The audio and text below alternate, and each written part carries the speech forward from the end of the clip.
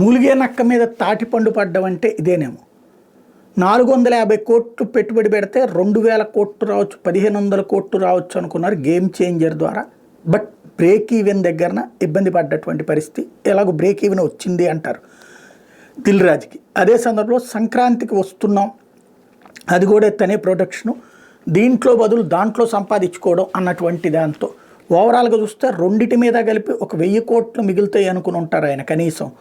కాకపోతే ఇప్పుడు ఎంత మిగిలిందో ఎంత వచ్చిందో తెలియదు. కానీ ఈలోపుగా ఐటీ శాఖ రైడ్స్ అనాలా సోదాలనే అంటారు.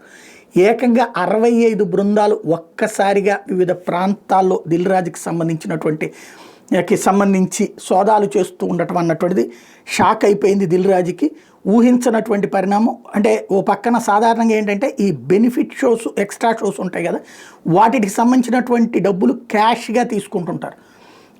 మిగతాది అంటే ఈ 4 షోలకి సంబంధించిన డబ్బులు జిఎస్టీ ఇదంతా చూపెడతారు. ఈ ఎక్స్ట్రా 5వ షో ప్లస్ బెనిఫిట్ షో క్యాష్గా తీసేసుకుంటుంటారు. అవే లంసమ్ అమౌంట్లు, అదే బ్లాక్ మనీకి దారితీసేది.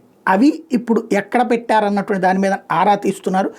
ఎఫ్డీసీ చైర్మన్గా కూడా అయినటువంటి దిల్ రాజు ఇంటితో పాటుగా తన కార్యాలయాల్లో ఈ అధికారులు సోదాలు చేస్తున్నారు.